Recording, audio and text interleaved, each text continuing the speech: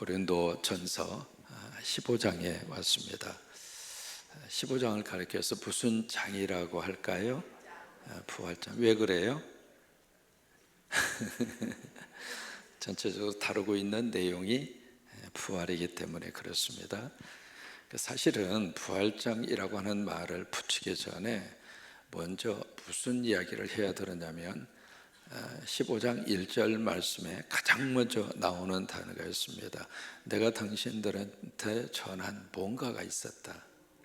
뭐죠? 복음이라고 하는 단어입니다. 이 복음이라고 하는 이 단어가 신약성경에 113번 나옵니다. 몇 번 나와요? 113번. 그리고 고린도전서 안에 복음이라고 하는 단어가 8번 나옵니다. 몇 번 나와요?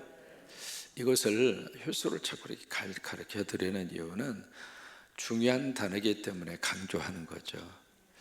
그래서 벌써 고린도전서 1장 17절 말씀에 하나님이 나를 세운 것은 세례를 베풀기 위함이 아니라 복음을 전하기 위함이다. 이게 나의 말로 전한 것이 아니라 하면서 고린도전서 1장 17절에 바로 이 복음 문제를 꺼내듭니다. 이제 왜 그 말씀이 나오게 됐느냐면 그 유명한 파벌 문제가 있었잖아요. 기억하세요?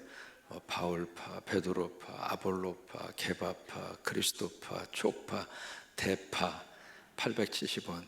그래서 쭉 이 파가 쭉 그렇게 있었는데 교회 안에 또 그 일들이 고린도 교회 안에도 있었다고 하는 거예요. 근데 왜 그런 파벌이 생기게 됐는가? 세례 때문에 그런 거예요. 난 바울한테 세례를 받았다. 나는 아볼로한테 신앙의 지도를 받았다. 나는 적어도 예루살렘의 정통 보수파 게바파의 계열을 따르는 믿음의 사람이다. 야, 이거 나 필요 없어. 이파 저파 다 필요 없어. 난 그리스도에게 속한 사람이야. 뭐 그런 식으로 교회 안에 서로 사분 오열이 된 계기가 된 것이 그 세례 문제였다고 기억하기 때문에 그런 거죠. 그러면서 나는 복음을 전하기 위해서 하나님이 나를 세웠다. 그렇게 이야기하세요. 그래서 이 고린도 교회 안에 가장 중요하게 기초를 삼아야 되는 것은 복음이었습니다. 그래서 오늘 1절에서도 바울이 내가 당신들한테 전한 복음이 있다. 근데 그 복음을 다시 한번 이야기해야 되겠다. 우리말 성경에는 다시 여기 1절에 그렇게 되어 있거든요. 전한 복음을 너에게 알게 한다. 이제 그렇게 되어 있습니다만은 그 이야기는 복음을 전혀 모른다 그 말이 아니라 모르는 복음을 다시 당신들이 알 수 있도록 해주겠다 그 말이라기보다는 이미 알고 있는 복음인데 그 복음에 대해서 너희들이 잘못 복음을 이해하고 있구나. 다시 그것을 기억하게 하고 싶다. 그거예요. 복음을 모르는 게 아닙니다. 복음을 알고 있습니다. 그런데 이 복음의 어떤 본질적인 내용이 어떤 복음 안에는 본질적인 내용이 있잖아요. 여러분 복음하면 우리가 쉽게 이해할 수 있는 게 있습니다. 복음이 뭐예요? 그렇게 부르면 일반적으로 조금이라도 상식 있는 분들은 복음이요? 그건 좋은 소식이죠. 복된 소식이죠. 여러분 그게 복음이잖아요. 한번 해보실까요? 복음은 좋은 소식이다. 복된 소식이다. 맞아요.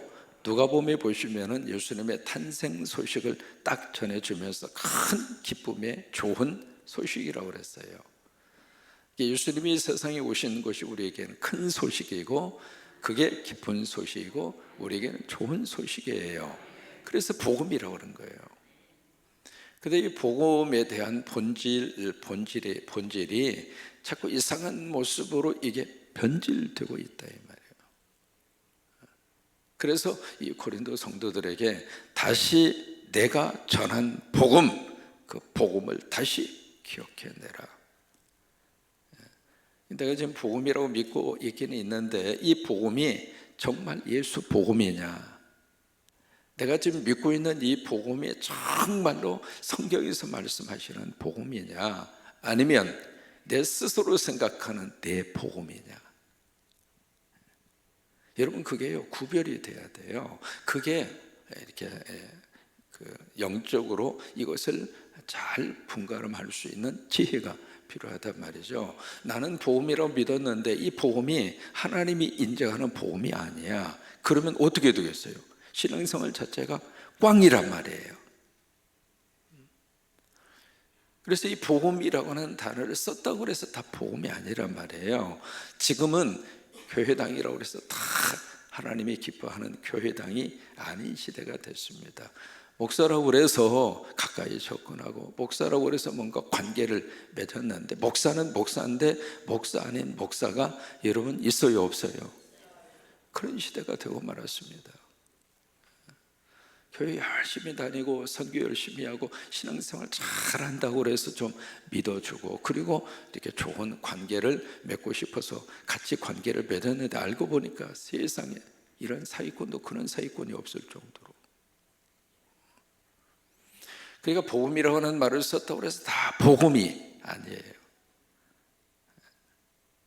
성경에서 말하는 그 복음, 그래서 고린도 성도들에게 다시 한번 이 문제를 터치해야 할 정도로 이 복음에 대해서 그들이 변질되어져 있다 이 말이에요. 변화와 변질은 완전히 달라요. 변질되면 음식도 못 먹어요. 버려야 돼요. 복음도 번질되잖아요. 그게 복음이 아니라고 하는 거예요. 그래서 이 문제를 15장 전체를 다 집중적으로 해서 뭐가 복음인 줄 아느냐? 이게 복음이야. 그리고 내가 전한 복음의 핵심이 이거야. 그리고 꺼내놓은 것이 고린도전서 15장입니다. 여기 이제 1절 말씀에 내가 전했다, 그 부분을 우리가 묵상하면서 무슨 생각이 들었냐면, 각자마다 예수 믿게 된 동기가 있습니다. 누군가가 나에게 복음을 전해준 거예요. 예수 믿는 가정에 태어나셔서 복음을 들으셨던지, 친구를 통해서 복음을 들으셨던지, 누군가가 나에게 복음을 전해준 거예요. 우리 한국에 선교사님들 오셔서 그분들이 이 땅에 복음을 전해준 거예요. 우리도 그 사명을 위해서 세계 곳곳에 십자가 세우고, 그 사명을 위해서 우간다에 학교를 세우고, 그 사명을 위해서 선교사님들을 후원하고, 그 사명을 위해서 우리가 기도하는 거예요. 1절을 다시 한번 읽겠습니다. 시작. 형제들아, 꼭 하나 넣으라고 그랬잖아요. 형제. 우리 성광교회 성도들은 성경 읽을 때에도 꼭 자매님들을 챙겨주세요. 형제들만 막 앞으로 오고 자매들이 오는지 안 오는지 그렇게 하지 마시고, 처음부터 시작. 형제 자매들아, 내가 너희에게 전한 복음을 너희에게 알게 하노니 이는 너희가 받은 것이요 또 그 가운데 선 것이라. 뭘 받았는가? 뭘 받았어요? 그 복음을 누가 전해줬어요?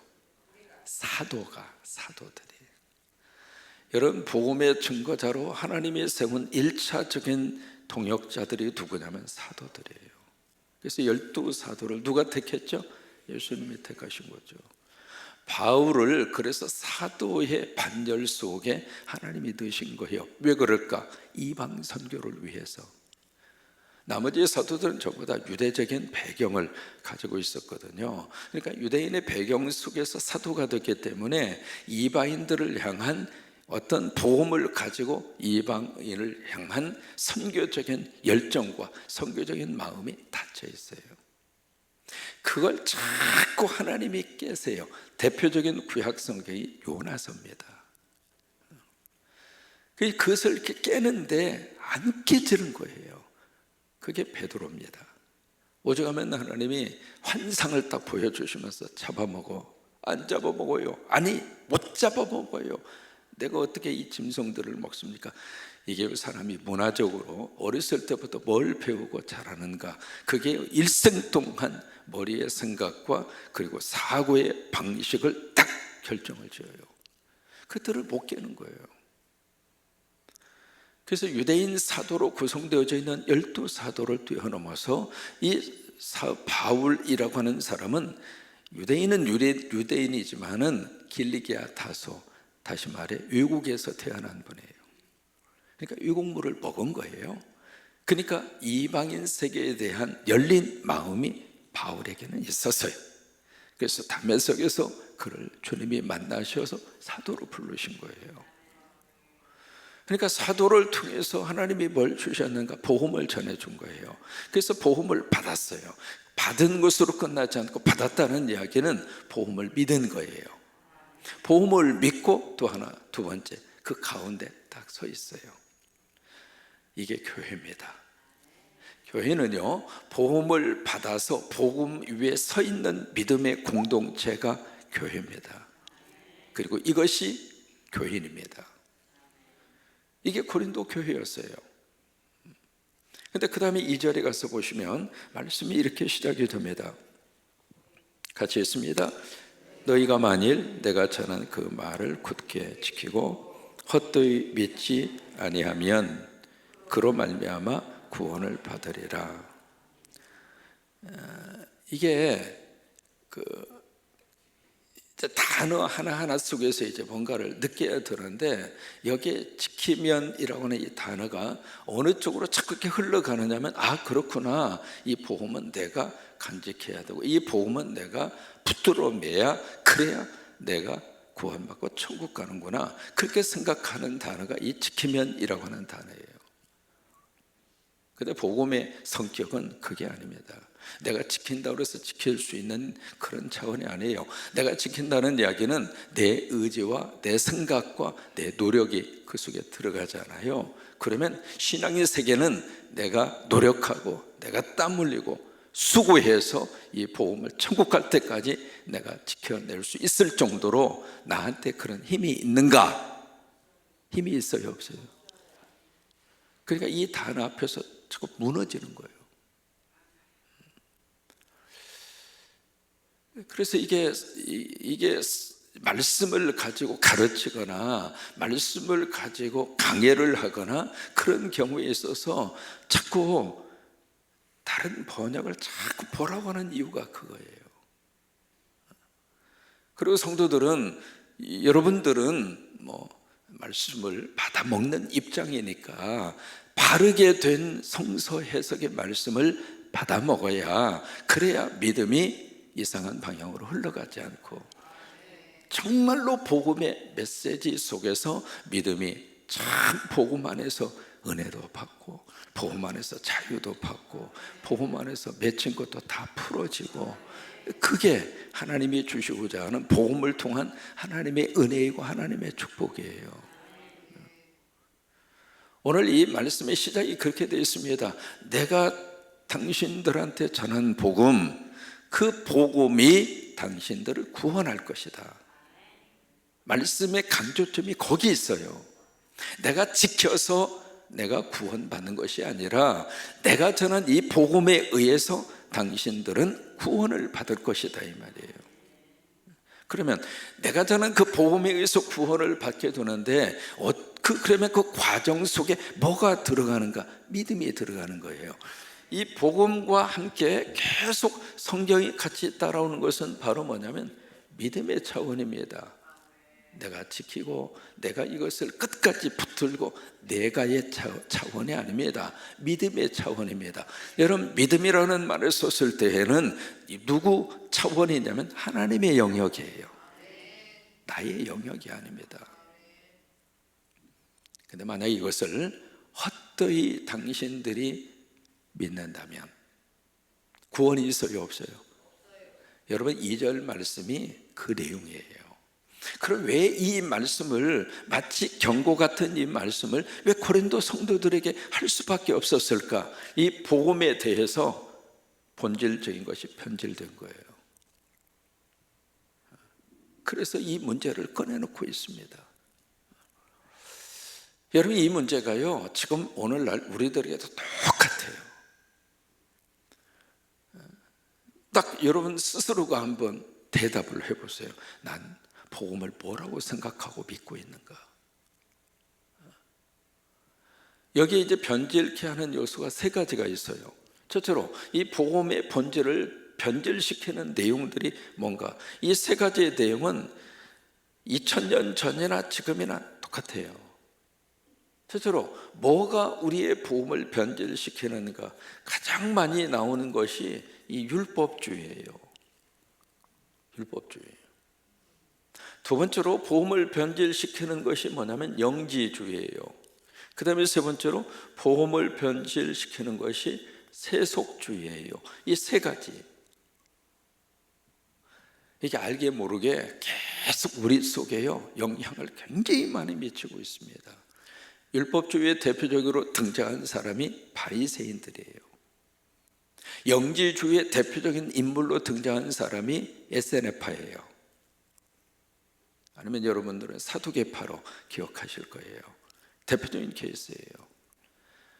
세속주의에 대해서는 뭐 더 이상 설명하지 않아도 아시겠죠.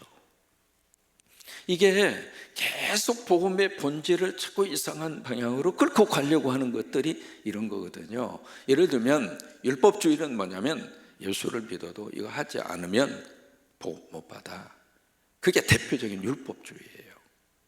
이걸 지켜야만 하나님이 복을 주고 안 지키면 하나님이 때리고, 내가 주일 성수 안 해서 하나님으로부터 통통 지금 얻어맞고 있다고. 여러분, 그게 대표적인 율법주의입니다. 아니, 주일 성수, 여러분, 주일 성수라고 하는 것은 내가 주님이 기뻐하고 주님을 내가 사랑하고 주님이 나를 사랑해 주셔서 주님을 만나기 위한 사랑과 그 마음으로 하나님 앞에 와서 예배하고, 그게 복음의 시작이지, 어떤 얽어매기 위해서 어떤 주일 성수라고 하는 것을 탁 놓고 그것을 하면은 해주고 안 해주면 안 하고, 그게 무슨 놈의 복음이에요. 여러분, 마치 부모가 말이죠, 일정한 선을 딱 그어놓고 자녀한테 너 여기까지 오면 내가 사랑해주고 밥도 먹여주고 옷도 입혀주고, 여기까지 도달 못하면 네 이놈 너 국물도 없어 이놈아. 무슨 놈의 부모가 그래요? 우리가 믿는 하나님이 그런 부모보다도 못한 하나님이에요? 근데 왜 그런 식의 생각이 신앙생활 속에서 우리를 얽어매더라 이 말이에요. 이게 바로 율법주의예요. 잘 나가다가 마지막에 가서 윤리와 도덕으로 자꾸 흘러가. 그게 바로 대표적인 율법주의예요. 여러분, 이 윤리와 도덕이 앞장설 수는 없습니다. 뭐가 앞에 가야 되는가? 복음입니다. 복음이 가장 앞에 가야 돼요. 그런데 이게 자꾸 뒤집어지는 거예요. 율법이 앞에 가요, 자꾸. 이게 보수를 포병하는, 포병이 아니라 보수를 표방. 보수를 막 앞세우는 사람일수록 이 방향으로 흘릴 수 있는 가능성이 굉장히 많아요. 율법주의. 예수님은 율법주의를 세우기 위해서 오신 분이 아니에요. 율법을 완성하기 위해서 오셨죠. 그리고 율법주의를 깨기 위해서 오신 거예요. 복음서에 왜 그렇게 바리새인들하고 충돌이 일어날까? 이것 때문에 그런 거예요. 두 번째로 뭐가 복음을 변질시키는가? 영지주의입니다. 영지주의 여러 가지로 이야기할 수 있습니다만은 대표적인 케이스가 갈라디아서입니다. 이 영지주의 이 문제가 쉽게 설명한 바로 이런 것들이에요. 여기는 율법으로 막 흘러가는 거예요.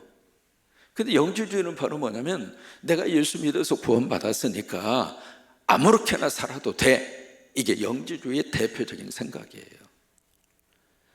그 근거하에 이 땅에 나타난 이단 중에 하나가 구원파예요. 그러니까 내가 예수 믿고 구원받았으니까 내가 무슨 짓을 해도 나 용서받는다. 나 뭘 해도 천국 가는 것은 이미 따놓은 밥상이다. 그게 대표적인 영지주의의 그런 케이스입니다. 이게 믿음으로 구원받는다 그렇게 딱 주장을 하니까 그럼 내가 마음대로 살아도 되는가 보다. 이게 영지주의라 이 말이에요. 이게 복음을 변질시키는 거예요. 우리가 늘 이제 국회의원 선거를 하잖아요. 하면 그 가운데 기독교인이 몇 명인가 데이터가 나옵니다. 그리고 늘 우리의 마음속에 그렇게 많은 예수 믿는 사람이 거기 들어갔으면 뭐가 좀 다른 모습들이 나오기를 기대하는데 이 해마다 이건 아니네, 이건 아닌데. 처음에 장로님이 대통령 후보가 됐을 때요, 한국교회 전체가 정말 열심히 기도했어요. 장로님이 청와대에 들어가면 한국이 뭔가 변화가 일어나고 다른 사람하고는 다를 것이다. 그래서 그냥 우리 한국 기독교의 모든 성도들이 우리 장로님 대통령 되게 해달라고 청와대에 들어가셔서 정말 백성들을 장로님이 이렇게 해주시기를 바라고 열심으로 기도했습니다. 근데 이게 청와대 장로님이 몇 분 들어갔습니까? 대통령이, 그동안에 장로님 대통령이 몇 사람 나왔습니까? 뭐 이건 구원하고 상관이 없어요. 왜 자꾸 그런 절들이 나오는가? 이게요, 영지주의적인 영향이 없지 않아 있습니다. 교회에서는 예수 믿는데 세상에 가면 예수 믿는 티가 안 나. 내 삶하고는 전혀 상관이 없이 복음을 해석하는 사람, 영지주의입니다. 세 번째로 뭐가 복음을 변질시키는가? 이 세속주의입니다. 예수를 믿기는 믿는데 왜 예수를 믿는가? 이 문제 좀 해결 받고 싶다 이 말이에요.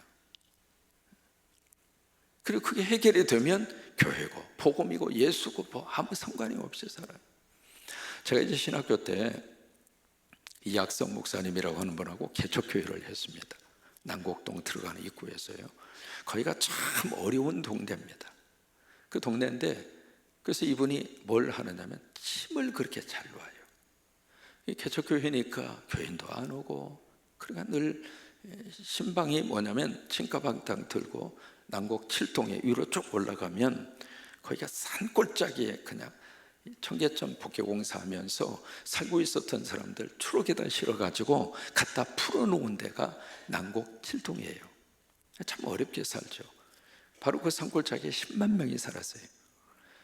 그래서 이제 거기 올라가서 어느 집에 딱 가가지고 침 맞을 사람 오라고 그러면 세상에 별 사람 다 와요. 다 와가지고 전부 다 방에 쭉 그렇게 누우면 그때부터 이번에 침을 놓는 거예요. 침을 놓는데 참 목사님이 침 놓는 기술이 참 좋았어요.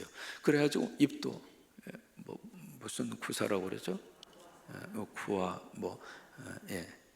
여러분 이렇게 가르쳐 주셔야 돼요. 이것도 침을 놓으니까 제자리로 돌아오고 아주 침 놓는 기술이 참 좋았어요. 그래서 이제 많은 사람이 침 저기를 받고 나섰거든요. 나서면 이분이 교회에 나와주는데 두어 번 나온 다음에는 안 보여.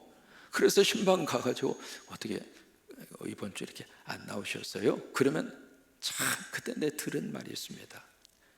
아니 그만큼 나가줬으면 됐지, 뭘 더 바라느냐고. 그래서 참 뭐냐면 그 사람 논리가 그거예요. 병원에서 치료받고 다 병원에서 나왔으면 병원 나오는데 뭐하러 자꾸 나보고 교회 나오라고 그러냐고. 이미 볼 일 없는데 이제는 더 이상 침 맞을 일도 없고 더 이상 목사 볼 일이 없는데 뭐하러 그렇게 귀찮게 자꾸 교회를 나오라고 그러느냐고. 야, 그때 세상적인 것으로는 교회를 나와주게는 할 수 있어도 믿음의 자리까지는 끌고 갈 수 없구나. 그때 내가요, 전도사 시절입니다. 제가 목회의 기본적인 것은 초창기에 다 깨달았어요. 그때 아무리 많이 고쳐주고 아무리 많이 구제하고 아무리 많이 친절하게 대해도 교회까지는 나오게 할 수 있어도 그분이 믿음의 자리에 서게 하는 것은 아니구나. 여러분, 이 세속주의라고 하는 게 그런 하나의 모습이에요. 이 세 가지의 것이 바로 복음의 본질을 자꾸 변질시키더라 이 말이에요. 그래서 바울은 안 되겠다, 고린도 교회 성도들에게 복음의 본질을 그들에게 가르쳐 줘야 되겠구나.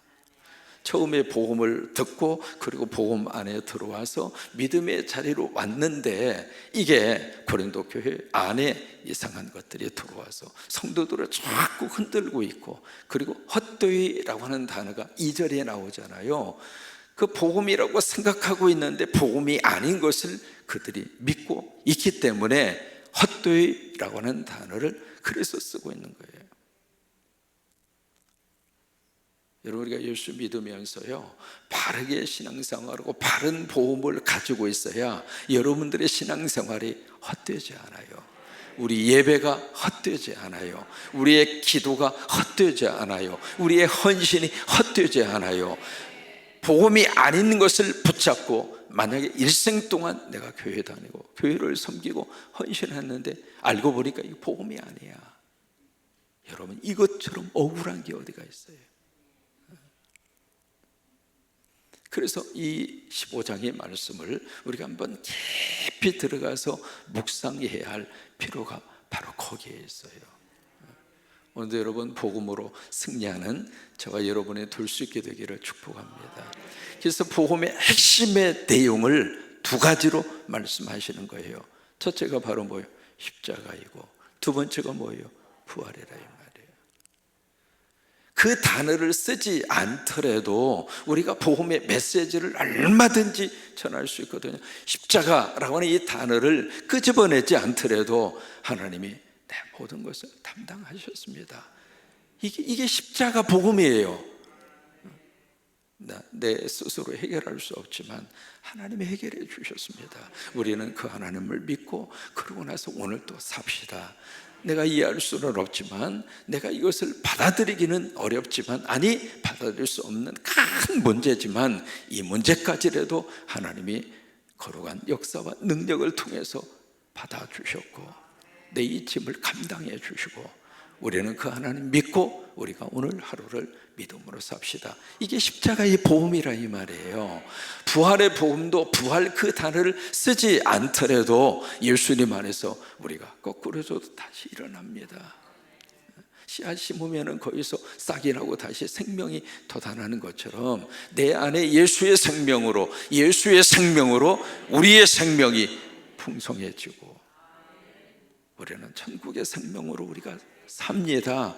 여러분, 그게 부활의 메시지거든요. 그래서 복음의 가장 중요한 본질의 메시지를 58절까지 담아서 고린도전서 15장의 말씀을 우리에게 해주시는 겁니다. 다음 내용은 월삭 새벽 예배 때 다녀와서 5월 6일 월삭 때 말씀을 드리겠습니다. 복음의 메시지의 처음 출발이 성경대로입니다. 성경대로. 여러분, 이 15장의 말씀을 쭉 귀담아 들으시면서 복음 안에 우리가 다시 한번 굳게 서는 그런 역사가 있게 되기를 주의 이름으로 축원합니다.